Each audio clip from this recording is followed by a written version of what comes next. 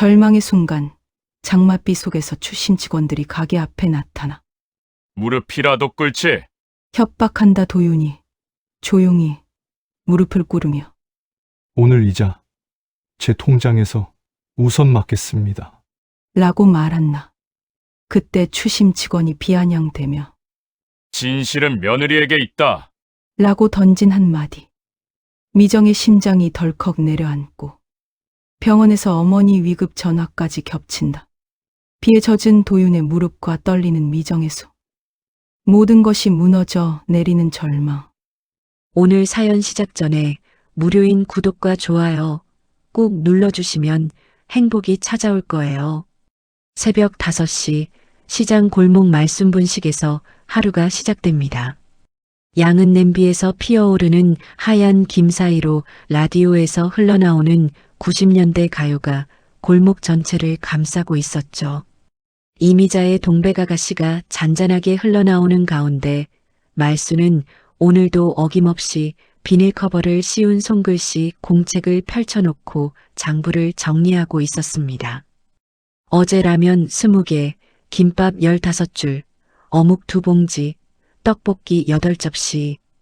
컴퓨터 같은 건 평생 만져본 적 없지만 이 작은 공책 하나면 가게 운영에는 전혀 문제가 없었거든요.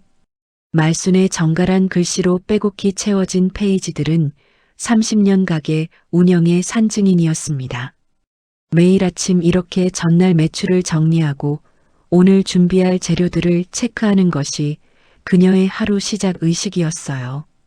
가게 한쪽 벽에는 단골 손님들의 외상 장부도 따로 붙어 있었는데 이것 역시 말순만의 신뢰 시스템이었죠.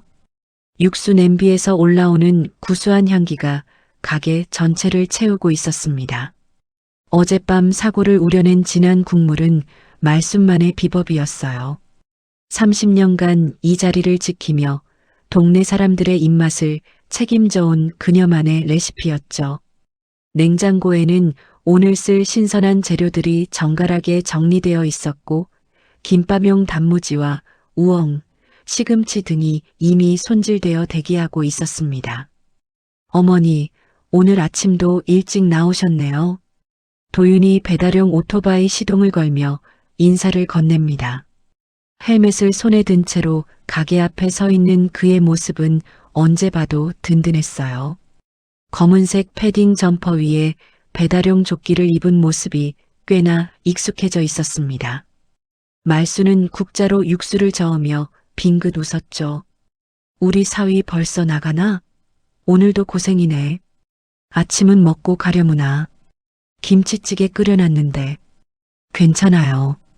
첫 배달 끝나고 와서 먹을게요. 오늘 아침 주문이 몇 개 들어와서요.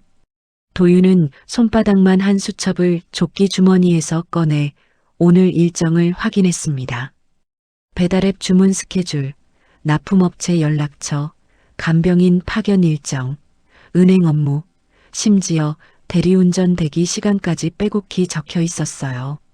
전직 우체국 계약직이었던 그에게는 이런 기록 정리가 몸에 밴 습관이었거든요. 구조조정으로 직장을 잃은 후 배달과 대리 업무를 병행하며 생계를 꾸려가고 있지만 체계적인 업무 처리만큼은 누구에게도 뒤지지 않았습니다. 이 일은 기록이 전부다라는 게 도윤의 지론이었어요. 우체국에서 민원 처리하고 금융 서류를 다루던 경험이 지금도 큰 도움이 되고 있었거든요. 수첩 한쪽에는 각종 공공기관 전화번호들이 적혀 있었고 다른 한쪽에는 배달 루트와 시간내별 효율성까지 분석해 놓은 메모들이 있었습니다. 오늘 오후에 연금공단 가셔야 한다고 하셨죠? 같이 갈까요? 서류 정리 같은 거 도와드릴 수 있는데. 아니야, 괜찮어. 계모임 총무가 도와준다고 하더라고. 그 사람이 그런 일에 워낙 밝아서 말이야. 말순의 대답에 도윤의 눈썹이 살짝 꿈틀했습니다. 최근 들어 계모임 관련 일들이 자주 생기는 것 같아 신경이 쓰였거든요. 하지만 어르신들의 오랜 인맥관계에 사위가 함부로 끼어들 일은 아니라고 생각했어요. 그래도 마음 한편으로는 불안함이 스멀스멀 올라왔습니다. 어머니, 혈압약은 챙겨 드셨죠? 어제 저녁에 좀 높다고 하셨잖아요. 야간 근무를 마치고 돌아온 미정이 가게 안으로 들어오며 말순의 안색을 살폈습니다. 요양보호사로 일하는 미정은 어르신들의 건강관리에 특히 민감했어요. 밤새 돌봄 대상자를 돌보고 온 터라 얼굴에는 피곤함이 역력했지만 어머니 걱정이 먼저였죠. 하얀 간호복 위에 겉옷을 걸친 모습이 고단해 보였습니다. 그래, 안 까먹고 먹었어. 근데 미정아, 너도 밤새 고생했을 텐데 괜찮니? 좀 쉬어라. 얼굴이 창백해 보인다. 괜찮아요. 익숙해졌어요. 오늘 오후에 좀 자면 돼요. 그런데 어머니, 오늘 계모임 총무 만난다고 하셨잖아요. 도장 들고 나가시면 안 된다니까요. 요즘 뉴스 보면 그런 걸로 사기당하는 분들이 너무 많아요. 미정의 목소리에는 간절함이 묻어 있었습니다. 요양보호사로 일하며 여러 어르신들이 금융 사기나 보이스피싱에 당하는 걸 너무 많이 봐왔거든요. 특히 계모임이나 친목 관계를 이용한 사기가 늘어나고 있다는 뉴스를 접할 때마다 어머니가 걱정되었어요. 장기요양 등급이나 간병비 구조는 누구보다 잘 알지만 어머니의 오랜 인간관계까지는 어쩔 수 없었거든요. 말수는 쓴웃음을 지으며 고개를 저었습니다. 걔야 평생 신용이지. 사람 사는 맛이 있어야 하는 거 아니겠니? 동네에서 서로 도우며 살아온 게 몇십 년인데 그 사람들 못 믿으면 누굴 믿고 살겠어? 걔 총무는 특히 착한 사람이야. 남편이 사업하면서 어려울 때도 우리가 많이 도왔었거든. 그래도 요즘 세상이 어떤데요? 아무리 오래 알고 지낸 사이라도 돈 문제는 조심해야 한다니까요. 어머니도 텔레비전에서 그런 사기 뉴스 많이 보셨잖아요. 에이, 우리 며느리는 걱정이 너무 많아. 괜찮다니까. 그 사람이 나한테 나쁜 짓을 하겠어? 우리가 얼마나 오래 알고 지낸 사이인데. 그때 지우가 학교 가기 전에 가게로 뛰어들어왔어요. 교복 차림의 아이는 가방을 어깨에 맨 채 어묵 한 개를 집어들며 해맑게 웃었습니다.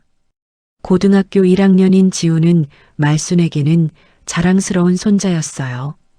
할머니, 어묵 하나만 주세요. 오늘 아침 일찍 일어나서 배가 고파요. 삼촌, 오늘도 축구 보러 가세요? 어제 말씀하신 한국 대표팀 경기 말이에요. 그래, 지우야. 삼촌이 오늘 저녁에 같이 볼까? 한국 대표팀 경기 있다던데. 치킨도 시켜 먹자. 와, 정말요? 할머니도 같이 봐요. 우리 팀 이길 것 같아요? 도윤이 아이의 머리를 쓰다듬으며 대답했습니다. 이런 평범한 일상 속 작은 행복들이 얼마나 소중한지 그때는 몰랐죠. 지우의 밝은 웃음소리가 아침 공기를 더욱 상쾌하게 만들었어요. 골목 상인들이 하나둘 문을 열기 시작하고 단골 손님들이 아침 식사를 위해 들러기 시작했습니다. 떡볶이집 사장님이 안녕하세요 하며 인사를 건네고 첨가물상 아주머니가 신선한 야채를 들고 지나가며 손을 흔들었어요. 정육점 사장님은 오늘 특가 소식을 알려주었고 문구점 할머니는 지우에게 새연필을 하나 건네주셨죠. 말수는 능숙한 손놀림으로 라면을 끓이고 김밥을 써는 동안 단골 손님들과 정겨운 대화를 나누었습니다. 30년간 이 자리를 지키며 쌓아온 신뢰와 정이 느껴지는 순간들이었어요. 사장님, 오늘도 맛있게 해주세요. 김밥 2줄하고 라면 하나요. 그럼 언제 맛없게 해준 적 있나? 오늘 김밥 특히 맛있게 말았어요. 그래서 맨날 여기만 와요. 다른 데는 맛이 없어서 못 먹겠더라고요. 이런 소소한 대화들이 오가는 동안 도윤은 오토바이에 올라타 첫 배달을 나섰어요. 헬멧을 쓰고 시동을 거는 모습이 꽤나 익숙해 보였습니다. 다녀오겠습니다. 조심히 다녀올게요. 조심해서 다녀와. 비 온다는데 천천히 해. 무리하지 말고. 평범하고도 따뜻한 아침 풍경이었습니다. 말순의 손글씨 공책에는 오늘도 차곡차곡 매출 기록이 쌓여가고 있었고 도윤의 작은 수첩에는 하루 일정이 빼곡히 정리되어 있었어요. 미정은 어머니의 혈압약을 정리하며 잠시 안도의 한숨을 내쉬었습니다. 지우는 학교로 뛰어가며 손을 흔들었고 골목에는 하루를 시작하는 사람들의 활기찬 소리가 가득했어요. 오후 2시 분식집에는 점심시간의 분주함이 한풀 꺾이고 있었습니다. 말수는 마지막 손님이 나간 후 테이블을 닦으며 오늘 장사를 정리하고 있었어요. 비닐 커버를 씌운 손글씨 공책에 오늘 매출을 적어 넣으며 만족스러운 미소를 지었습니다. 오늘도 단골 손님들이 많이 찾아주어서 매출이 꽤 괜찮았거든요. 오늘 라면이 잘 나갔네. 김밥도 18줄이나 팔렸고, 그런데 갑자기 어지럼증이 몰려오면서 몸이 휘청거렸습니다. 연필을 든 손이 떨리기 시작했고 시야가 흐릿해졌어요. 어머, 이게 뭐지? 왜 이러지? 말순이 테이블을 붙잡고 비틀거리자 늦은 점심을 먹으러 온 단골 손님이 깜짝 놀라며 일어났어요. 평소 건강하던 말순의 모습이 아니었거든요. 사장님, 괜찮으세요? 얼굴이 창백해 보이는데요. 어디 아프세요? 아니에요, 괜찮아요. 그냥 좀 어지러워서. 아마 피곤해서 그런가 봐요. 하지만 말순의 몸은 점점 더 휘청거렸고 다리에 힘이 풀리면서 결국 바닥에 주저앉고 말았습니다. 양은 냄비에서 끓고 있던 육수가 보글보글 소리를 내고 있었지만 말순은 그 소리조차 제대로 들리지 않았어요. 아이고, 큰일이네. 사장님, 정신 차리세요. 단골 손님이 급하게 119를 불렀어요. 전화기를 든 손이 떨렸지만 침착하게 상황을 설명했습니다. 여보세요, 응급실이요? 시장 골목 말순분식에서 할머니가 쓰러지셨어요. 의식이 희미하시고 얼굴이 너무 창백해요. 빨리 와주세요. 구급차가 도착할 때까지 말순은 의식을 잃었다 깨어났다를 반복했습니다. 구급대원들이 혈압을 재고 심전도를 찍는 동안 주변 상인들이 하나둘 모여들었어요. 30년간 이 골목을 지켜온 말순을 모르는 사람이 없었거든요. 말순이 언니 괜찮으시겠지? 아이고, 평소에 그렇게 건강하시던 분이 가족들한테 연락은 했나? 미정에게 연락이 닿았을 때는 이미 말순이 병원으로 실려간 후였어요. 요양보호사 일을 하느라 휴대폰을 확인하지 못했던 미정은 급하게 병원으로 달려왔습니다. 병원 복도를 뛰어가며 가슴이 철렁 내려앉았어요. 어머니, 괜찮으세요?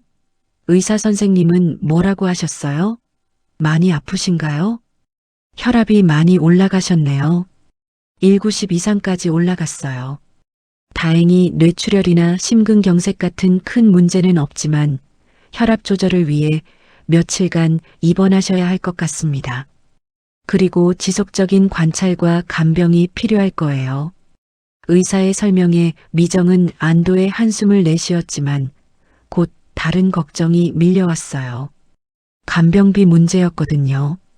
요양보호사로 일하는 미정은 간병비가 가게에 얼마나 큰 부담이 되는지 누구보다 잘 알고 있었어요. 간병비는 하루에 얼마 정도 나올까요? 저희 형편이 그리 넉넉하지 않아서요. 개인 간병사를 쓰시면 하루에 10만 원에서 15만 원 정도 예상하시면 됩니다. 중환자실은 아니니까 조금 저렴할 수도 있어요. 보호자께서 직접 간병하실 수도 있지만 환자분 상태를 보면 전문적인 케어가 필요할 것 같아요. 혈압 체크도 자주 해야 하고 약물 관리도 중요하거든요. 미정의 얼굴이 굳어졌습니다. 한 달이면 300만 원에서 400만 원이 넘는 비용이었거든요. 미정의 월급과 도윤의 배달 수입을 합쳐도 감당하기 어려운 금액이었어요. 게다가 분식집 문을 닫으면 수입도 끊기는 상황이었습니다. 그때 도윤의 휴대폰에 낯선 번호로 전화가 걸려왔습니다. 화면에는 새마을금고라는 이름이 떠 있었어요. 여보세요? 이도윤 씨죠? 새마을금고 대출 담당자입니다. 연체된 대출금에 대해 긴급히 상담이 필요한데요. 연체 기간이 길어지고 있어서 조치가 필요합니다. 죄송하지만 저희는 새마을금고에 대출받은 게 없는데요. 잘못 걸리신 것 같아요. 확인해 보니 말순 씨 명의로 된 대출이 있고 보증인이 이도윤 씨로 되어 있네요. 원금 2천만 원과 연체 이자가 발생하고 있어서 연락드린 겁니다. 도윤의 얼굴이 당황스러워졌습니다. 자신이 언제 보증을 섰는지 전혀 기억이 나지 않았거든요. 더구나 2천만 원이라는 큰 금액을 보증 섰다면 절대 까먹을 수 없는 일이었어요. 잠깐만요. 뭔가 잘못된 것 같은데요. 제가 보증을 선 기억이 전혀 없어서요. 확실히 확인해 주실 수 있나요? 서류상으로는 분명히 되어 있습니다. 인감증명서와 함께 보증 서류가 제출되어 있어요. 내일 오전 중에 금고로 오셔서 직접 확인하시고 상담받으시기 바랍니다. 연체가 더 길어지면 법적 조치도 취해야 하거든요. 전화를 끊은 도윤은 미정에게 상황을 설명했어요. 미정도 영문을 모르겠다는 표정이었습니다. 어머니가 뭔가 계모임 일로 도장을 가지고 나가셨다고 하셨잖아요. 혹시 그때 뭔가 잘못된 게 아닐까요? 설마요. 어머니가 그런 큰 일을 우리한테 말씀 안 하실 리가 없어요. 2천만 원이면 작은 돈이 아닌데. 하지만 불안한 마음에 미정은 어머니의 통장 내역을 확인해 보기로 했어요. 병원 로비에서 인터넷 뱅킹에 접속해서 연금 입금 내역을 살펴보던 미정이 갑자기 멈춰 섰습니다. 이상해요. 이번 달 연금이 평소와 다른 계좌로 들어왔어요. 다른 계좌요? 어떤 계좌인데요? 모르는 계좌예요. 어머니 명의는 맞는데 평소 쓰시던 주거래 계좌가 아니에요. 어머니가 언제 이 계좌를 만드셨을까요? 미정의 목소리에는 당황함이 가득했습니다. 연금은 한번 계좌를 정하면 잘 바뀌지 않는데 갑자기 다른 계좌로 입금된 것이 이상했거든요. 더구나 어머니가 그런 말씀을 하신 적도 없었어요. 혹시 어머니가 계좌를 바꾸셨다는 말씀하신 적 있나요? 아니에요. 그런 말씀 절대 안 하셨어요. 그런데 이 계좌 개설일이 언제인지 확인해 봐야겠어요. 병원에서 돌아온 후 도윤은 분식집에서 밀린 우편물을 확인했어요. 우편함에는 여러 광고 전단지들과 공과금 고지서 사이에 새마을금고 독촉장이 끼어 있었습니다. 봉투를 뜯어보니 말순 명의로 된 대출 연체 통지서였어요. 이게 다 뭐야?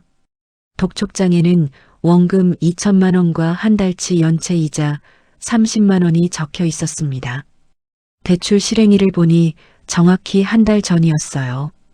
보증일란에는 정말로 도윤의 이름과 주민번호가 또박또박 적혀 있었습니다. 미정이 독촉장을 보더니 얼굴이 하얗게 질렸어요. 이게 정말 어머니가 하신 일인가요? 우리한테 한마디도 안 하시고 이런 큰 돈을 빌리셨다는 말인가요? 뭔가 잘못된 것 같아요. 어머니 성격상 절대 그러실 분이 아닌데 내일 은행에 가서 자세히 확인해 봐야겠어요. 그때 도윤은 우체국에서 일할 때의 경험을 떠올렸습니다. 이런 금융 관련 사기나 문제가 생겼을 때는 우선 관련 기관에 신고부터 해야 한다는 것을 알고 있었거든요. 민원인들에게 수도 없이 안내해준 절차였어요. 우선 금융감독원에 신고해야겠어요. 뭔가 이상해요. 보이스피싱이나 사기일 가능성도 있거든요. 도윤은 작은 수첩을 꺼내서 금융감독원 신고 전화번호 1331을 적어두었습니다. 우체국에서 일할 때 민원인들에게 자주 안내해준 번호였거든요. 내가 내일 아침부터 알아볼게요. 우선 어머니 의식이 완전히 돌아오시면 자세히 여쭤봐야겠어요. 하지만 미정의 마음속에는 의심이 자라나기 시작했습니다. 연금 계좌가 바뀐 것과 갑작스러운 대출, 그리고 도윤이 보증인으로 되어 있는 것까지, 이 모든 것들 사이에 뭔가 연결고리가 있을 것 같았거든요. 밤이 깊어가면서 병원은 조용해졌습니다. 하지만 미정과 도윤의 마음은 전혀 평온하지 않았어요. 다음 날 새벽 6시, 도윤은 평소보다 일찍 일어났습니다. 밤새 잠을 제대로 이루지 못했지만 오늘 해야 할 일들이 너무 많았거든요. 손바닥만 한 수첩을 펼쳐 어제 적어둔 메모들을 다시 확인했어요. 1332 신고, 주민센터 긴급복지 상담, 새마을 금고 확인, 연금공단 계좌 변경 문의 경찰서 신고. 전직 우체국 직원다운 체계적인 접근이었습니다. 이런 금융 관련 문제는 감정적으로 대응하면 안 되고 차근차근 절차를 밟아가야 한다는 걸 경험으로 알고 있었거든요. 민원인들을 상대하며 수년간 쌓아온 노하우였어요. 첫 번째로 향한 곳은 주민센터였습니다. 미정이 병원에서 어머니 간병을 하는 동안 도윤은 혼자서 문제 해결에 나섰어요. 주민센터 복지과 사회복지사를 만나 상황을 자세히 설명했습니다. 어머니가 갑자기 입원하셔서 간병비 부담이 큰 상황입니다. 월 수입으로는 감당하기 어려워서 긴급복지 지원을 받을 수 있는지 문의드리려고요. 환자분 연세가 어떻게 되시고 가족 구성은 어떻게 되세요? 사회복지사는 컴퓨터를 켜며 친절하게 질문했습니다. 도윤은 준비해온 서류들을 차례대로 꺼내며 설명했어요. 73세시고 저희 부부와 고등학생 아들 하나 있습니다. 제가 배달 일하고 아내가 요양보호사로 일하는데 간병비까지 감당하기엔 부족해서요. 환자분 나이와 가족 상황을 보면 의료비 지원 대상이 될 수 있을 것 같아요. 다만 소득 조사를 거쳐야 하고 병원 진단서 등 추가 서류가 필요해요. 사회복지사는 친절하게 필요한 서류 목록을 프린트해서 주었습니다. 도윤은 수첩에 꼼꼼히 받아 적었어요. 주민등록 등본, 소득증명서, 병원 진단서, 입원 확인서, 가족관계 증명서까지 하나씩 준비해야 할 것들이 많았지만 포기할 수는 없었습니다. 그리고 혹시 금융 사기 피해를 당하신 것 같으면 경찰서나 금융감독원에도 신고하세요. 최근에 어르신들 대상 보이스피싱이나 계모임 사기가 정말 많아서요. 특히 연금 계좌 변경이나 대출 보증 같은 건 조심하셔야 해요. 주민센터를 나온 도윤은 곧바로 새마을 금고로 향했습니다. 아침 개점 시간에 맞춰 가장 먼저 들어간 손님이었어요. 은행 창구에서 대출 담당 직원을 만나 어제 받은 독촉장을 내밀었습니다. 이 대출건에 대해 자세히 설명해 주세요. 저희가 신청한 기억이 전혀 없어서 확인하려고 왔어요. 잠깐만요. 확인해 보겠습니다. 대출 담당자가 컴퓨터를 확인한 후 서류철을 꺼내왔습니다. 그 안에는 말순의 신분증 사본과 함께 도윤의 인감증명서, 그리고 보증서가 차곡차곡 정리되어 있었어요. 여기 보시면 말순 고객님께서 한 달 전에 직접 오셔서 신청하셨어요. 이도윤 씨께서 보증인으로 서명하신 것도 맞고요. 인감증명서도 정식으로 발급받은 거고. 하지만 도윤이 서류를 자세히 보니 뭔가 이상했습니다. 인감 도장의 모양이 자신이 평소 쓰는 것과 미묘하게 달랐거든요. 우체국에서 일하며 수많은 인감을 확인해 본 경험이 있었기 때문에 그 차이를 단번에 알아챌 수 있었어요. 잠깐만요. 이 인감이 정말 제 것이 맞나요? 뭔가 이상한데요. 인감증명서가 첨부되어 있으니까 유효한 거죠. 혹시 인감 분실 신고라도 하셨나요? 도윤은 즉석에서 자신의 인감을 꺼내 확인해 봤습니다. 지갑에 들어있던 도장과 서류의 인감 자국을 비교해 보니 확실히 달랐어요. 글자 모양도 다르고 테두리 부분도 차이가 났습니다. 이건 분명히 제 도장이 아닙니다. 위조된 서류로 대출이 실행된 거잖아요. 지급정지 신청하겠습니다. 지급정지요? 이미 대출금이 실행되어서 말순씨 계좌로 입금된 상황인데요. 그럼 더욱 문제가 심각하잖아요. 위조된 서류로 대출이 실행됐다는 말씀이시네요. 이건 명백한 사기입니다. 도윤의 목소리에 확신이 담겨 있었습니다. 우체국에서 민원 업무를 처리하면서 이런 사례들을 많이 봐왔거든요. 서류 위조나 인감 도용 같은 금융 사기 말이에요. 이런 경우 피해자가 빨리 대응하지 않으면 더 큰 피해를 당할 수 있다는 것도 알고 있었습니다. 은행 측에서도 상황의 심각성을 인지하고 즉시 관련 부서에 연락을 취했습니다. 도윤은 인감증명 효력정지 신청서를 작성하고 연금 수급계좌 변경에 대한 이의신청도 함께 접수했어요. 일단 대출 관련 모든 절차를 중단하고 내부 조사를 진행하겠습니다. 경찰서에도 신고하시는 게 좋을 것 같아요. 이런 사안은 형사사건이 될 수 있거든요. 은행을 나온 도윤은 바로 구청 무료법률상담센터로 향했습니다. 이런 복잡한 금융사기 사건은 혼자서 해결하기 어렵다는 판단이 섰거든요. 법률 전문가의 조언이 필요했어요. 네, 말씀 들어보니 보이스피싱이나 금융사기의 전형적인 패턴입니다. 요즘 계모임이나 친목관계를 이용한 사기가 정말 많아요. 특히 어르신들을 타겟으로 하는 경우가 대부분이죠. 변호사의 설명을 들으며 도윤은 고개를 끄덕였습니다.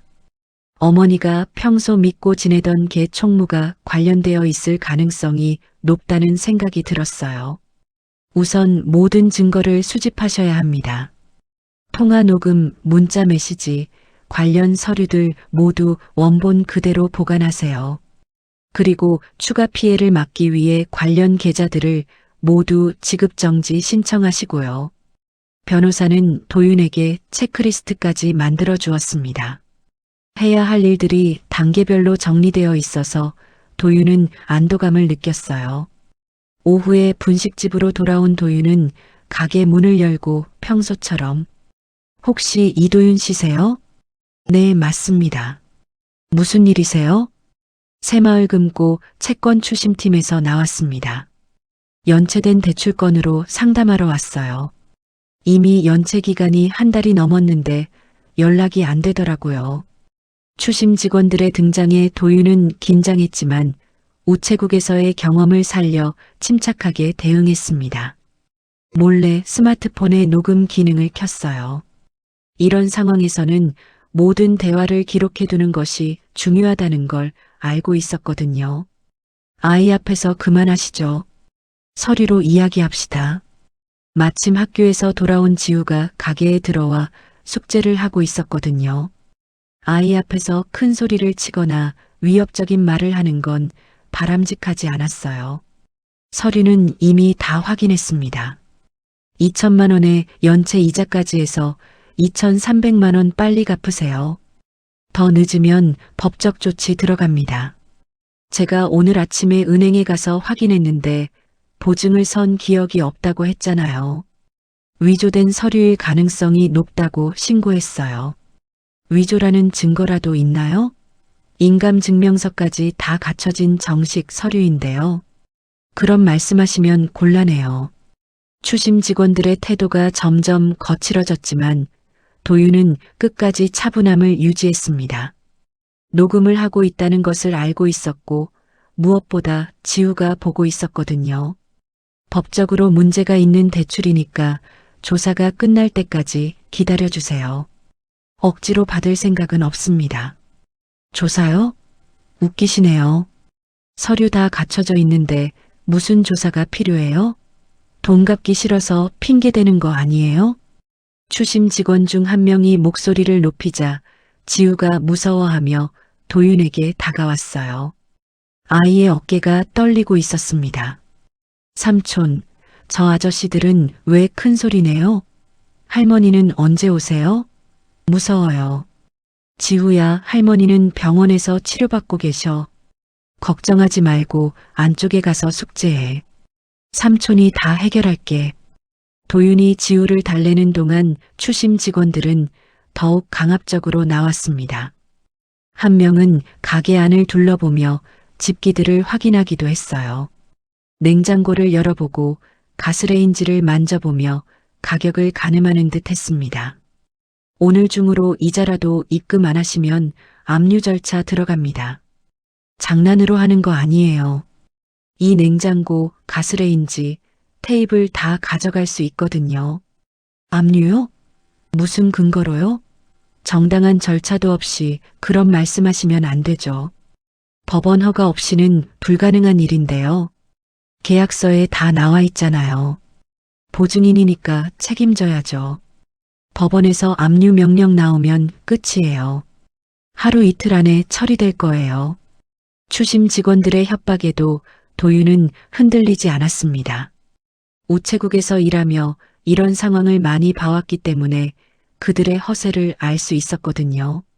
실제로는 그렇게 간단한 절차가 아니라는 것을 알고 있었어요. 정식 절차 밟으세요.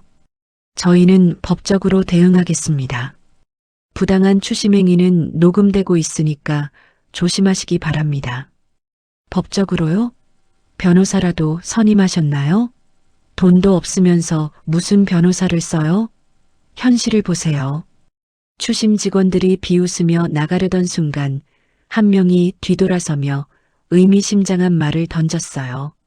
참, 그런데 사위님도 알고 계시겠지만 이 문제는 생각보다 복잡해요. 누가 진짜 책임져야 하는지 모르시겠어요? 진실은 생각보다 가까운 곳에 있을 수도 있거든요. 그 말에 도윤은 뭔가 이상함을 느꼈습니다. 마치 내부 사정을 알고 있는 듯한 뉘앙스였거든요. 단순한 추심 직원치고는 너무 구체적인 정보를 알고 있는 것 같았어요. 추심 직원들이 나간 후 도윤은 곧바로 녹음 파일을 여러 곳에 백업해 두었습니다. 이런 증거들이 나중에 중요한 역할을 할 거라는 확신이 있었거든요. 클라우드에도 저장하고 이메일로도 자신에게 보내두었어요. 혹시 모를 상황에 대비해서 USB에도 복사해 놓았습니다. 저녁 무렵 미정이 병원에서 돌아왔습니다. 하루 종일 어머니를 돌보느라 지친 기색이 역력했어요.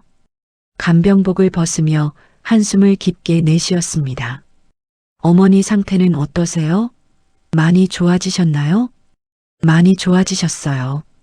의식도 완전히 돌아오셨고 혈압도 안정되었어요. 내일 모레쯤 퇴원하실 수 있을 것 같아요. 그런데 계모임 이야기만 나오면 갑자기 힘들어하세요. 뭐라고 하시던가요? 자세한 말씀은 안 하셨어요? 잘못했다고만 하시고 자세한 얘기는 안 하려고 하세요.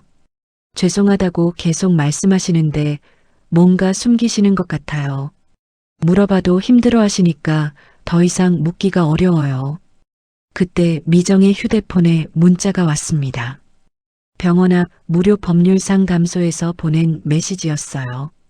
내일 오후에 전문 변호사가 상담해준다는 내용이었습니다. 당신, 이거 뭐예요? 무료 법률 상담소에서 왔는데. 언제 신청하신 거예요? 아, 그거요. 오늘 법률 상담 받으러 갔었거든요. 복잡한 문제라서 전문가 도움이 필요할 것 같아서요. 법률 상담요? 무슨 일로요? 그런 중요한 일을 왜 혼자서 하세요? 나한테는 왜 말 안 하시고요? 미정의 목소리에 의심이 섞여 있었습니다. 도윤이 혼자서 이런저런 일들을 처리하고 있다는 걸 이제야 알게 되었거든요. 그동안 도윤이 무엇을 하고 다녔는지 궁금해졌어요. 어머니 일 때문이에요. 보이스피싱 당하신 것 같아서 신고도 하고 대응 방법도 알아보고 있어요. 혼자서 하려고 한 게 아니라 당신이 병원에 계셔서 말씀드릴 기회가 없었어요. 그래도 이런 중요한 일은 같이 상의해야죠. 나도 요양보호사로 일하면서 이런 사기 사례들 많이 봤거든요. 도움이 될 수 있을 텐데요. 미정은 서운함과 함께 궁금증이 들었습니다.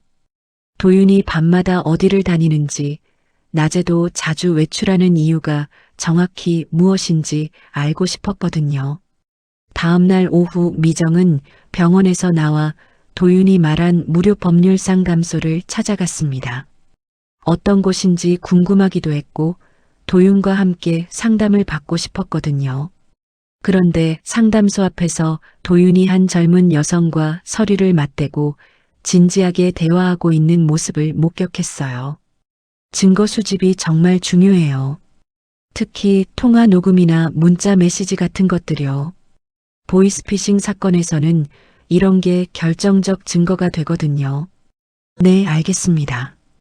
계속 녹음하고 있어요. 그런데 이런 사건이 해결되는데 보통 얼마나 걸리나요? 생계에 지장이 없을까 걱정이에요. 복잡한 경우에는 몇 달씩 걸리기도 해요. 인내심을 가지고 기다리셔야 해요. 그리고 추가 비용도 생각하셔야 하고요. 추가 비용이요? 얼마나 들까요? 네, 소송 비용이나 조사 비용 같은 것들이요. 물론 승소하면 돌려받을 수 있지만 초기 비용은 준비하셔야 해요. 대략 100만 원 정도는 예상하시는 게 좋을 것 같아요. 여성은 법무사인 것 같았지만 미정의 눈에는 뭔가 다르게 보였습니다. 도윤과 너무 친밀하게 대화하고 있었고 서류를 주고받는 모습이 단순한 상담 이상으로 보였거든요. 두 사람 사이에 어떤 특별한 관계가 있는 것 같았어요. 밤마다 어디 가나 했더니 이런 일을 하고 계셨네요. 미정이 나타나자 도윤은 당황한 기색을 보였습니다. 서류를 급하게 정리하며 일어났어요. 미정 씨, 어떻게 여기를? 병원은 괜찮아요? 어머니는 괜찮으시고요? 어머니 상태 좋아지셔서 잠깐 나왔어요. 그런데 이분은 누구세요? 처음 뵙는 것 같은데요. 아, 김 법무사님이에요. 어머니 사건 관련해서 상담받고 있었어요. 젊은 여성이 명함을 건네며 인사했습니다. 하지만 미정은 석연치 않다는 표정이었어요. 남편이 다른 여성과 만나고 있었다는 사실 자체가 충격이었거든요. 그래서 요즘 돈은 어디서 나는 건가요? 법률 상담비, 병원비, 생활비까지. 배달 수입만으로는 부족할 텐데요. 혹시 어디서 빌리신 건 아니죠? 또 다른 대출이라도 받으신 건가요? 지금은 설명하면 길어요. 증거부터 모아야 해서요. 나중에 자세히 말씀드릴게요. 우선 어머니 문제부터 해결하고 나서요. 도윤의 애매한 대답에 미정의 의심은 더욱 커졌습니다. 의심은 더욱 커졌습니다. 집에 돌아와서도 계속 그 장면이 머릿속에서 맴돌았어요. 도윤이 정말 어머니를 위해서 하는 일인지 아니면 다른 이유가 있는 건 아닌지 확신이 서지 않았습니다. 법무사와의 친밀한 대화, 설명하기 어렵다는 애매한 답변, 그리고 어디서 나오는지 모를 돈들까지 모든 것이 의심스러웠어요. 특히 젊은 여성과 서류를 주고받는 모습이 자꾸만 떠올랐습니다. 그날 저녁 개 총무가 갑자기 분식집을 찾아왔습니다. 50대 중반의 여성으로 평소 말순과 친하게 지내던 사이였어요. 손에는 값비싸 보이는 과일 바구니를 들고 있었고 얼굴에는 진심 어린 걱정이 가득했습니다. 정갈한 옷차림에 진주 목걸이까지 한 모습이 평범한 시장 상인과는 다른 느낌이었어요. 브랜드 가방을 들고 있는 것도 눈에 띄었습니다. 미정아, 언니 어떠시냐? 걱정이 많이 됐다. 병원에 문병 가려고 했는데 면회 시간이 끝났더라고. 밤새 잠도 못 잤어. 언니가 갑자기 쓰러지셨다는 소식 듣고 얼마나 놀랐는지 몰라. 네, 다행히 많이 좋아지셨어요. 의사 선생님이 내일 모레 퇴원하실 수 있을 거라고 하셨어요. 혈압도 안정되고 계시고요. 개 총무는 말순의 손을 꼭 잡으며 눈물을 글썽였습니다. 진심으로 걱정하는 모습이 역력했어요. 하지만 그 눈빛 어딘가에는 불안함도 섞여 있었습니다.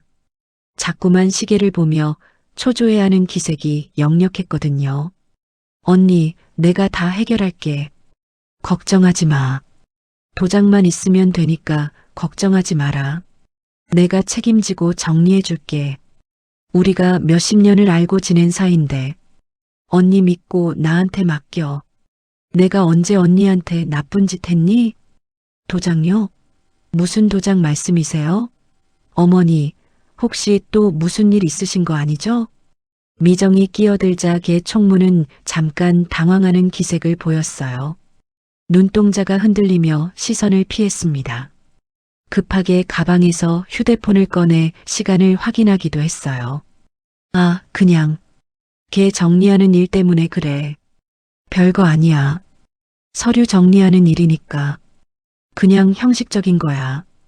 은행에서 요구하는 절차 때문에 그래. 하지만 미정은 번뜩 깨달았습니다. 어머니가 또 보증을 서려고 하시는 게 아닌가 하는 생각이 들었거든요. 요양보호사로 일하면서 이런 경우를 너무 많이 봐왔거든요. 어르신들이 지인의 부탁을 거절하지 못해서 연쇄적으로 보증을 서게 되는 경우 말이에요. 어머니, 혹시 또 다른 보증일 있으신 거 아니죠? 지금 상황에서 그런 일은 절대 안 돼요. 이미 충분히 큰 문제가 생겼잖아요. 더 이상은 정말 안 돼요. 아니야, 그런 거 아니야. 그냥 예전 일 정리하는 거야. 걱정하지 마. 복잡한 얘기니까 나중에 말할게. 말수는 고개를 젓지만 표정이 어두웠습니다. 뭔가 숨기고 있다는 게 분명했어요. 개 총무도 급하게 자리에서 일어났습니다. 그럼 나는 이만 가볼게. 언니 빨리 나으시길 바라. 필요한 거 있으면 언제든 연락해. 내가 다 도와줄게. 그런데 추심은 더욱 거칠어지고 있었습니다. 다음 날부터는 아예 가게 앞에서 대기하며 손님들이 오는 것을 방해했어요. 아침 일찍부터 저녁 늦게까지 교대로 나와서 감시했습니다. 손님이 오려고 하면 가로막고 지나가는 사람들에게도 큰 소리로 떠들어댔어요. 여기 사장 돈 안 갚는 사람이에요. 조심하세요. 2천만 원이나 빌려놓고 안 갚는다니까요. 사기치는 거 아닌가 의심스러워요. 이런 가게에서 음식 드시면 안 돼요. 이런 소리를 들은 단골 손님들이 발길을 돌리기 시작했습니다. 30년 단골이던 할머니도 멀리서 보고는 그냥 지나가 버렸어요. 평소 매일 오던 직장인들도 다른 길로 돌아갔습니다. 소문은 시장 전체로 빠르게 퍼져나갔습니다. 말순분식 사위가 돈줄 끊겼대. 큰 돈 빌려놓고 안 갚는다던데. 보증이라도 섰나 봐. 그래서 요즘 장사 안 되나 보네. 불쌍하긴 하지만 돈 문제는 어쩔 수 없지. 말순이 언니도 참 고생이다. 사위 잘못 만났네. 아이고, 그 착한 사람이 무슨 일을 그렇게 크게 벌였을까? 골목 상인들 사이에서도 수군거리는 소리가 들렸습니다. 평소 도윤을 믿고 지내던 사람들도 점점 거리를 두기 시작했어요. 청가물상 아주머니는 인사도 안 받고 지나갔고 정육점 사장님은 고개를 돌리며 못 본 척했어요. 떡볶이집 사장님도 참 안 됐네라며 혀를 끌끌 찼습니다. 도윤 씨, 무슨 일인지는 모르겠지만 빨리 해결하세요. 이러다 우리 골목 전체 이미지만 나빠져요. 손님들이 다 피해가잖아요. 네, 죄송합니다. 곧 해결하겠습니다. 도윤은 이런 상황이 견디기 어려웠지만 포기할 수는 없었어요. 하지만 매출은 급격히 줄어들었고 생활비마저 부족해지기 시작했습니다. 평소 하루 30만 원씩 나오던 매출이 10만 원도 안 되는 날들이 계속됐어요. 재료비도 부족해서 메뉴를 줄여야 했습니다. 지우도 학교에서 힘든 시간을 보내고 있었습니다. 친구들이 집안 사정을 알게 되면서 놀림을 받기 시작했거든요. 야, 지우야. 너희 집 망했다며? 우리 엄마가 그러는데 돈 못 갚는다며?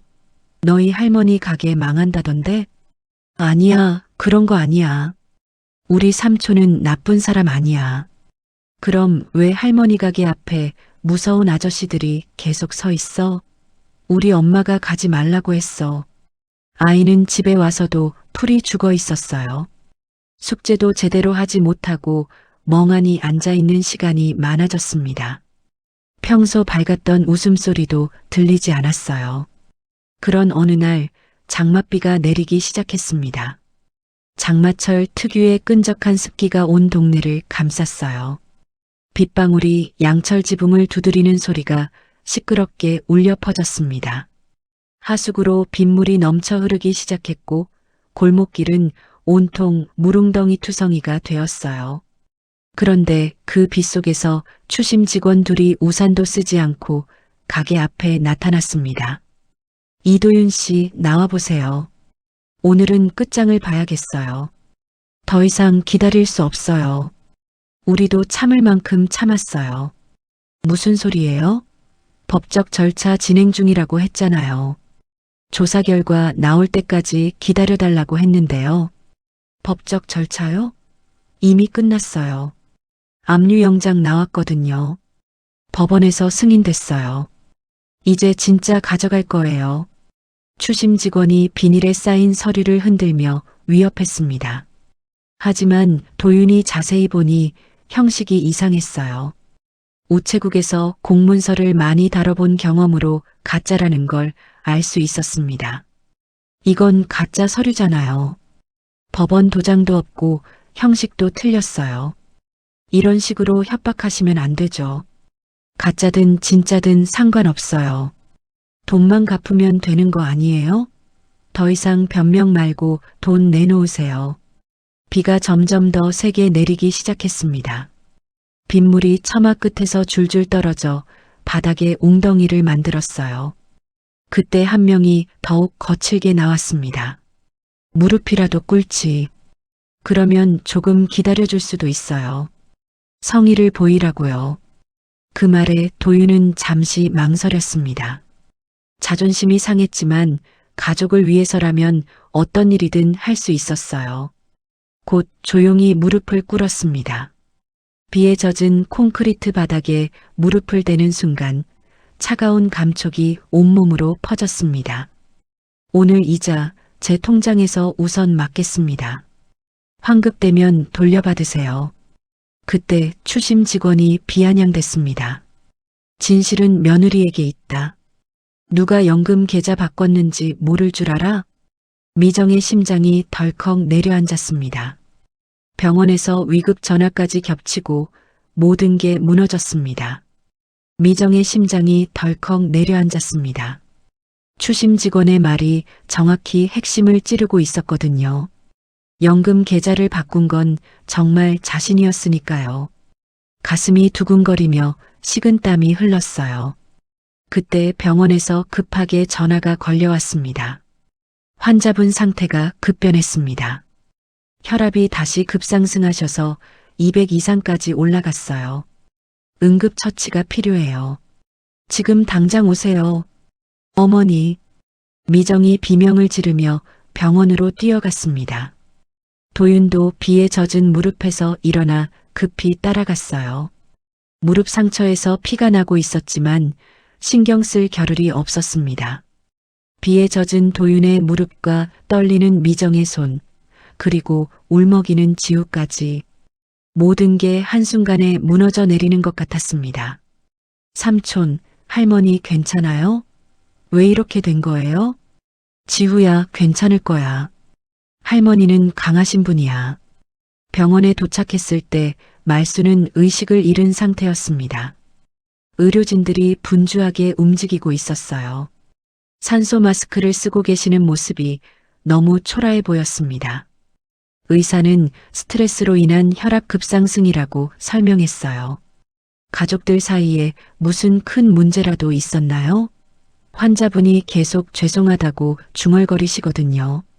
특히 미정이한테 미안하다고 계속 말씀하세요. 꿈에서도 계속 그러시더라고요. 죄송하다고요? 미정이한테요? 네, 자꾸 미안하다고 하시면서 눈물을 흘리세요. 뭔가 마음에 큰 짐을 지고 계신 것 같아요. 정신적 스트레스가 혈압에 직접적인 영향을 미치고 있어요. 그날 밤 말순의 병실을 지키며 미정은 괴로워했습니다. 자신 때문에 어머니가 이렇게 된 게 아닌가 하는 죄책감에 시달렸거든요. 도윤은 무릎에 상처가 난 채로 병실 의자에 앉아 있었습니다. 비에 젖은 옷도 갈아입지 못한 채 어머니를 지키고 있었어요. 간병복도 제대로 입지 못하고 그대로 앉아 있는 모습이 안쓰러웠습니다. 당신 괜찮아요? 무릎에 상처가 났는데 소독이라도 해야 하는 거 아니에요? 괜찮아요. 어머니가 깨어나시면 다 해결될 거예요. 지금은 그게 중요한 게 아니에요. 새벽 3시쯤 말순이 천천히 눈을 떴습니다. 의식이 돌아온 것이었어요. 처음에는 초점이 맞지 않더니 점차 또렷해졌습니다. 어머니, 괜찮으세요? 정신 차리셨어요? 아픈 데는 없으시고요? 미정아, 도윤아, 미안하다. 정말 미안해. 내가 얼마나 큰 실수를 했는지. 말순의 목소리는 가늘고 떨렸습니다. 죄책감에 가득 찬 눈빛이었어요. 어머니, 무슨 말씀이세요? 뭐가 미안하시다는 거예요? 어머니는 잘못하신 게 없어요. 내가 잘못했어. 걔 총무 말만 믿고 도장을 맡겼어. 그 사람이 좋은 사람인 줄 알았는데. 응급고비를 넘긴 새벽 미정은 도윤의 가방에서 두툼한 서류철을 발견했습니다. 궁금함을 참지 못하고 몰래 꺼내보았어요. 검은색 바인더에 깔끔하게 정리된 서류들이 들어 있었습니다. 그 안에는 놀라운 것들이 정갈하게 정리되어 있었어요. 연금 지급정지 접수증, 보이스피싱 피해 진술서, 불법 추심 녹취 요약, 상인회와 통장 진술서 예정, 인감 효력 정지 접수증, 금융감독원 신고 접수증까지 모든 서류가 날짜별로 정갈하게 분철되어 있었어요. 도윤만의 세심한 업무 처리가 고스란히 드러나는 서류철이었습니다. 이게 뭐지? 당신이 언제 이런 걸 다 준비했지? 미정은 서류들을 하나씩 살펴보며 놀랐습니다. 도윤이 혼자서 이렇게 많은 일들을 체계적으로 진행하고 있었다는 사실에 감동받았어요. 그동안 의심했던 자신이 부끄러워졌습니다. 특히 불법 추심 대응 매뉴얼이라는 제목으로 정리된 메모를 보고는 울컥했어요. 더 놀라운 건 서류 맨 뒤쪽에 있었습니다. 가족 보호를 위한 대응 계획이라는 제목의 수기 메모가 있었거든요. 미정과 지후, 그리고 어머니를 보호하기 위한 도윤만의 계획이 상세히 적혀 있었어요. 심지어 간병비 조달 방법과 생활비 절약 계획까지 적혀 있었습니다. 1단계 증거 수집 및 신고, 2단계 법적 대응 준비, 3단계 피해 회복. 미정은 남편이 얼마나 치밀하게 계획을 세우고 있었는지 깨달았어요. 그동안 자신은 의심만 하고 있었는데 말이에요. 미정은 마침내 용기를 내어 도윤에게 다가갔습니다. 더 이상 숨길 수 없었어요. 죄책감이 너무 컸거든요. 당신, 저한테 할 말이 있어요. 정말 중요한 말이에요. 무슨 말이에요? 무슨 일인가요? 엄마계가 무너져서 이웃들이 피해를 봤어요. 내가 연금 계좌를 임시로 바꿔서 피해본 이웃들 먼저 돌려주려고 했어요. 그런데 그 과정에서 전화 사기에 당했어요. 말 못했어요. 내가 시작한 일이었거든요. 미정의 고백에 도윤은 조용히 고개를 젓었습니다. 화를 내거나 비난하지 않았어요. 우린 같은 편이에요. 이제 증거로 가자고요. 당신이 잘못한 게 아니에요. 도윤은 서류철에서 또 다른 녹취 파일을 꺼냈습니다. 스마트폰을 켜서 재생 버튼을 눌렀어요. 두 번째 반전이었습니다. 추심 직원이 개 총무와 호칭을 섞으며 내부 정보를 주고받는 내용이 선명하게 녹음되어 있었거든요. 사위님도 아시잖아요.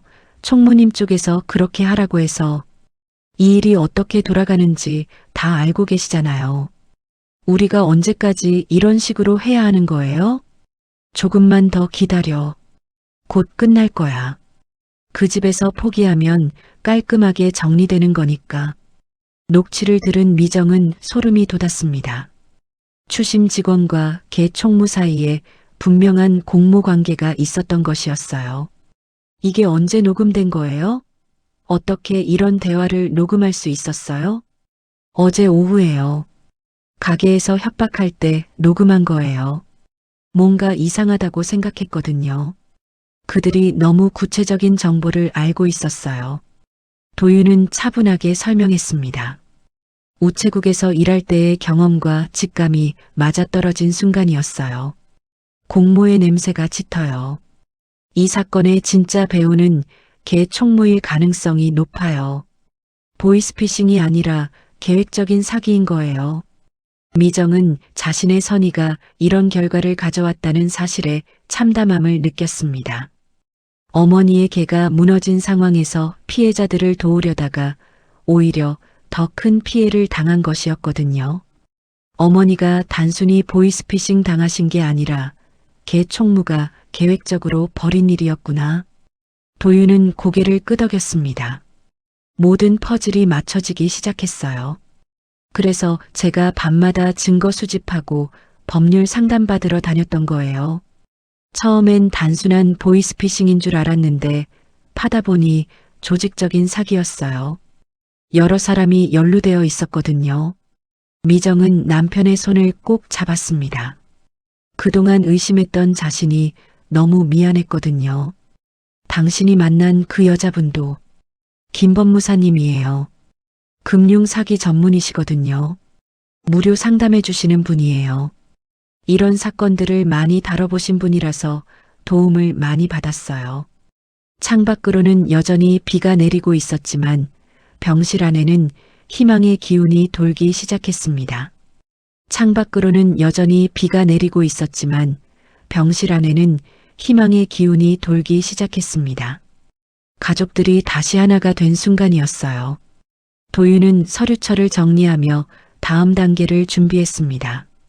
내일부터 본격적으로 대응하겠습니다. 증거는 충분히 모았어요.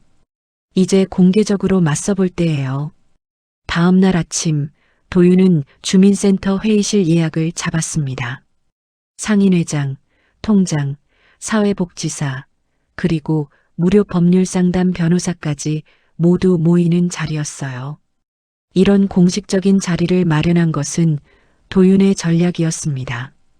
우체국에서 일할 때 배운 것처럼 복잡한 사안일수록 관련자들을 한자리에 모아 명확히 정리하는 것이 중요했거든요. 모두 바쁘신 중에 와주셔서 감사합니다. 오늘 이 자리를 마련한 이유는 말순분식에서 발생한 금융사기 사건에 대해 공식적으로 해결하기 위해서입니다. 도윤은 차분하게 상황을 설명했습니다. 준비해온 서류들을 테이블 위에 차례대로 펼쳐놓았어요. 연금 지급정지 접수증, 인감 위조 증거, 불법 추심 녹취록, 그리고 추심업체와 개 총무 간의 공모 정황을 보여주는 자료들까지 보이스피싱 환급법에 따라 지급정지와 환급 절차를 진행하고 있습니다.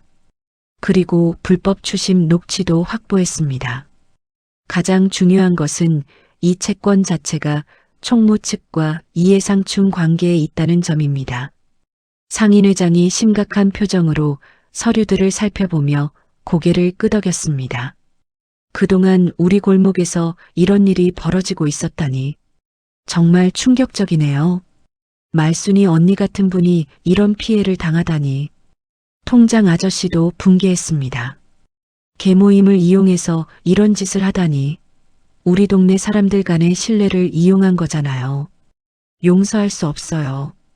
변호사는 도윤이 준비한 증거들을 꼼꼼히 살펴보며 전문적인 견해를 제시했습니다. 채권의 공정한 추심에 관한 법률 위반 소지가 다분합니다. 특히 추심 과정에서의 협박과 사생활 침해, 그리고 허위 사실 유포까지 확인되네요. 이 정도면 형사처벌도 충분히 가능한 사안입니다. 경찰과 함께 조사해야 할 사안이에요. 사회복지사도 놀라워했습니다. 이런 수법은 다른 지역에서도 종종 발생하는 사기 유형이에요.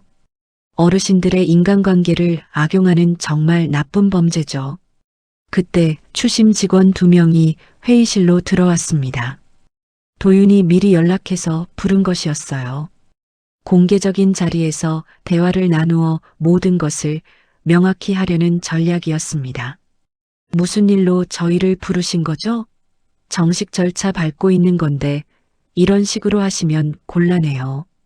민사 문제를 이렇게 공개적으로 다루는 게 맞나요?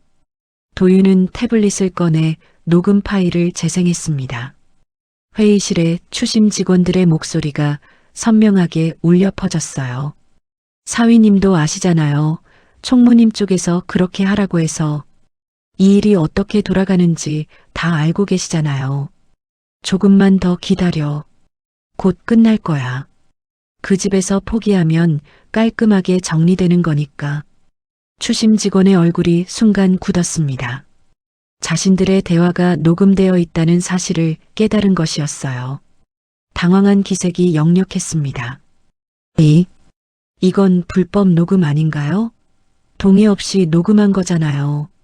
공개된 장소에서의 대화는 녹음이 가능합니다. 더욱이 협박과 공갈 과정에서 피해자가 자신을 보호하기 위해 녹음한 것이니까 법적으로 전혀 문제 없어요.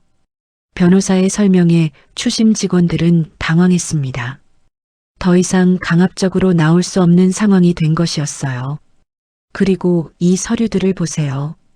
도윤이 인감 위조 관련 증거들을 제시했습니다. 진짜 인감과 서류상의 인감을 비교한 감정서도 함께 있었어요. 전문기관에서 발급한 정식 감정서였습니다. 명백한 서류 위조입니다. 인감의 크기, 글자체, 테두리 모양이 모두 다릅니다. 이것만으로도 사문서 위조죄가 성립됩니다. 상인회장이 분노했습니다. 이런 짓을 하고도 당당하게 추심을 했다는 거군요.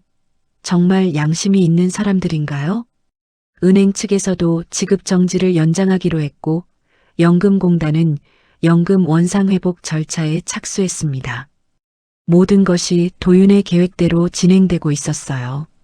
추심 직원들은 할 말을 잃었습니다. 저희는 그냥 시키는 대로 한 거예요. 위조인지 몰랐어요. 모르셨다고요? 그럼 왜 개 총무와 그런 대화를 나누셨나요? 공모한 게 아니라면 설명해 보세요. 도윤의 추궁에 추심 직원들은 대답하지 못했습니다. 그런데 결정적인 순간이 왔습니다. 경찰서 민원실에서 개 총무가 조사를 받게 된 것이었어요. 압박을 견디지 못한 개 총무가 흔들리기 시작했습니다. 정말 모르는 일이에요. 저는 그냥 도와달라고 해서 도와준 것뿐이에요. 말순 언니가 어려워하시니까 도와드리려고 한 거예요. 그럼 누가 도와달라고 했나요? 구체적으로 말씀해 주세요. 거짓말하시면 공범으로 처벌받을 수 있어요.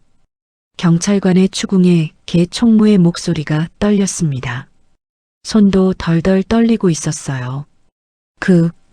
그건 가족 일이라서. CCTV도 확인했고 통화 기록도 분석했습니다. 은행 출입 기록, 서류 제출 시간까지 다 나와 있어요. 거짓말하시면 더 큰 처벌을 받게 되어 있어요.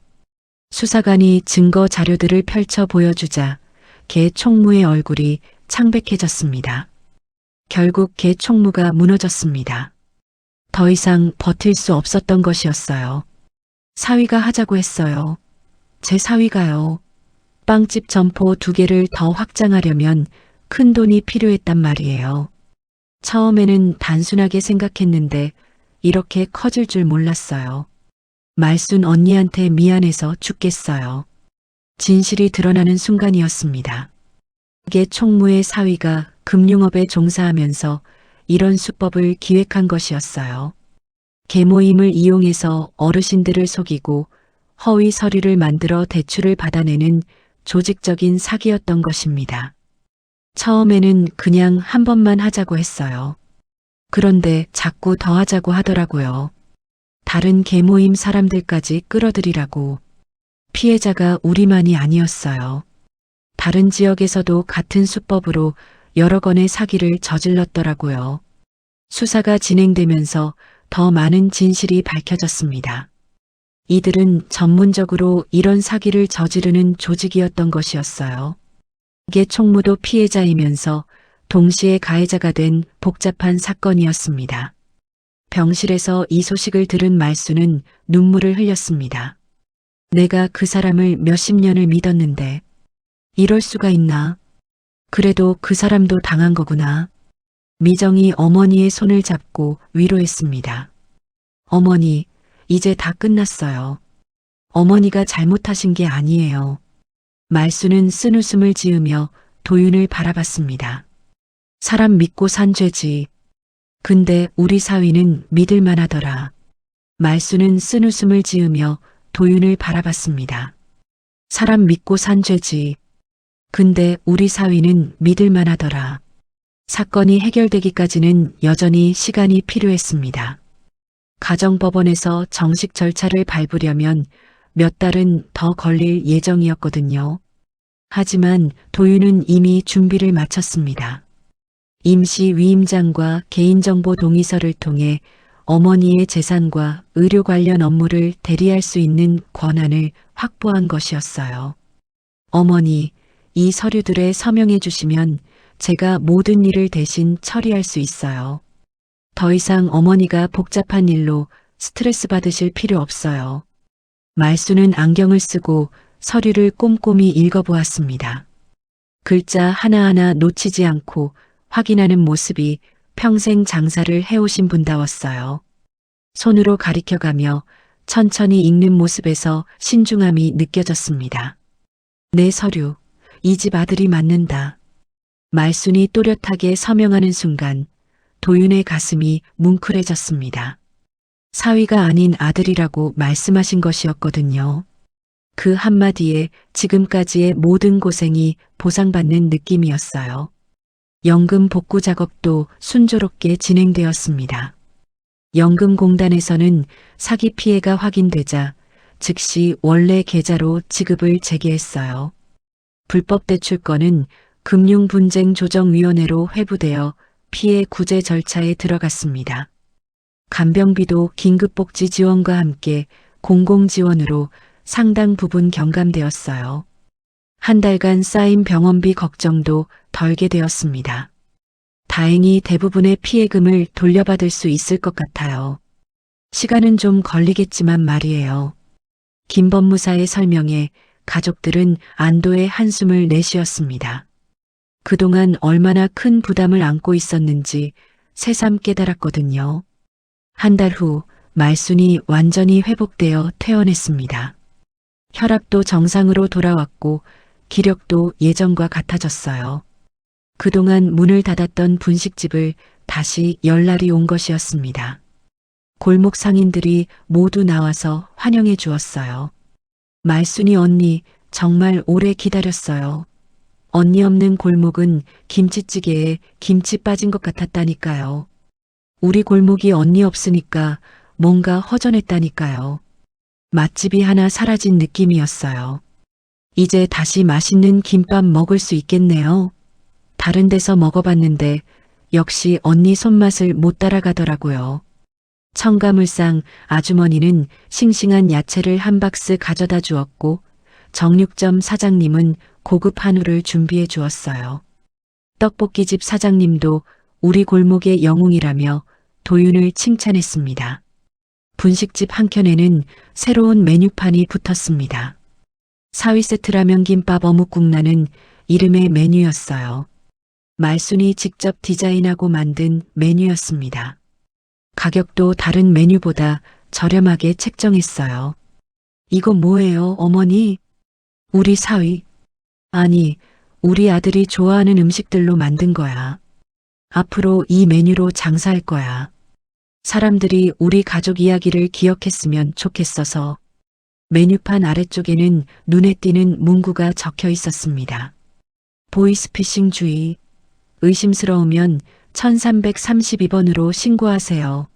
라는 문구와 함께 금융감독원 신고 번호가 굵은 빨간 글씨로 표시되어 있었어요. 말순이 직접 손으로 쓴 글씨였습니다. 어머니가 직접 쓰신 거예요?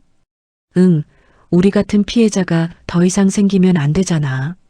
이 골목 사람들한테 경각심을 주고 싶어서 나처럼 당하는 사람이 없었으면 좋겠어. 지우가 학교에서 돌아와 가게를 보더니 깜짝 놀랐습니다. 가게 분위기가 완전히 달라져 있었거든요. 할머니, 이게 뭐예요? 가게가 완전 달라졌네요. 지우야, 이거 붙여줄 수 있겠니? 말순이 작은 쪽지를 건네주었습니다. 우리 집 아들 이도윤이라고 정성스럽게 적힌 쪽지였어요. 예쁜 색지에 반듯한 글씨로 적혀 있었습니다. 할머니, 삼촌이 아들이에요? 정말요? 그럼 이제부터는 아들이야. 우리 집 진짜 아들. 더 소중한 아들. 지우가 웃으며 쪽지를 메뉴판 옆에 정성스럽게 붙이자 골목 어른들이 따뜻한 웃음을 지었습니다. 지나가던 사람들도 하나둘 모여들어 훈훈한 장면을 지켜봤어요. 참 보기 좋네요. 고생 끝에 낙이 온다더니 정말 그런가 봐요. 도윤 씨가 정말 대단해요. 가족을 위해서 혼자 다 감당하다니. 저런 사위 어디서 구해요? 이제는 아들이라고 해야죠. 진짜 아들보다 더 아들 같은. 저녁 무렵 도윤이 배달해서 돌아왔습니다. 가게 앞에는 단골 손님들이 길게 줄을 서 있었어요. 그동안 멀리했던 사람들이 모두 돌아온 것이었습니다. 심지어 다른 동네에서까지 소문을 듣고 온 사람들도 있었어요. 사장님, 사위 세트 하나 주세요. 소문 들었어요. 저도 사위 세트로요. 진짜 감동적인 이야기더라고요. 텔레비전에서 봤어요. 정말 대단하시네요. 주문이 계속 들어오자 말수는 행복한 미소를 지었습니다. 바쁘긴 했지만 이런 바쁨은 즐거웠어요. 도윤아, 고마워. 내가 아니었으면 우리 가족이 어떻게 됐을지. 정말 고마워. 어머니, 가족이니까 당연한 일이에요. 저야말로 감사해요. 그때 미정이 눈물을 글썽이며 다가왔습니다. 그동안 억눌렀던 감정이 터져 나오는 것 같았어요. 당신 정말 미안했어요. 그동안 의심하고 당신 혼자 이 모든 걸 감당하고 있었는데 어떻게 용서해요? 괜찮아요. 오히려 제가 미리 말씀드리지 못해서 죄송해요. 우리는 가족이니까 이해해요. 밤이 되어 가족들이 둘러앉아 저녁을 먹을 때 말순이 조용히 말했습니다. 목소리에는 진한 감동이 묻어 있었어요. 오늘 정말 기분이 좋다. 우리 가족이 다시 하나가 된 것 같아서 이런 날이 올 줄 몰랐어. 지우가 밝게 웃으며 대답했습니다. 저도요. 할머니도 나으시고 삼촌도 아들이 되시고 우리 가족이 더 커진 것 같아요. 지우야, 이제부터 삼촌이 아니라 아버지야. 도윤의 말에 지우는 잠깐 당황했다가 환하게 웃었습니다. 아버지, 정말 아버지가 된 거예요? 그 한마디에 모든 사람들의 눈에 눈물이 글썽였습니다. 가족이 된다는 것의 진정한 의미를 느끼는 순간이었어요. 며칠 후, 개 총무가 분식집을 찾아왔습니다. 많이 초라해진 모습이었어요. 사건이 터진 후 빵집도 문을 닫았고 사위는 구속되어 재판을 기다리고 있었거든요. 얼굴도 많이 야위어 있었습니다. 언니, 정말 미안해요. 어떻게 사과를 드려야 할지. 평생 죄송할 거예요. 말수는 개 총무를 바라보며 복잡한 표정을 지었습니다. 화도 났지만 한편으로는 안쓰럽기도 했어요. 당신도 피해자야. 사위한테 속은 거잖아. 당신만 나쁜 사람은 아니지. 그래도 언니한테 이런 일이. 몇십 년 알고 지낸 사이인데 어떻게 이럴 수가 있어요. 됐어. 이제 다 끝난 일이야. 당신도 새로 시작해. 우리 모두 피해자였어. 말순의 넓은 마음에 개 총무는 고개를 숙이고 눈물을 흘렸습니다. 그 모습을 본 도윤도 마음이 복잡해졌어요. 그날 저녁 온 가족이 함께 텔레비전을 보고 있을 때 뉴스에서 이 사건이 보도되었습니다. 계모임을 이용한 신종 금융사기 조직이 검거되었습니다. 피해자 가족의 체계적인 대응과 증거 수집이 사건 해결의 열쇠가 되었다고 경찰은 밝혔습니다. 화면에는 도윤이 정리한 서류들과 증거 자료들이 나왔어요. 기자가 전문가다운 대응을 높이 평가한다고 언급했습니다. 와, 아버지가 텔레비전에 나왔어요. 우리 아버지가 뉴스에. 지우가 신나서 소리쳤습니다. 우리 아들이 대단하네. 정말 자랑스러워. 말순도 뿌듯한 표정으로 텔레비전을 바라봤습니다.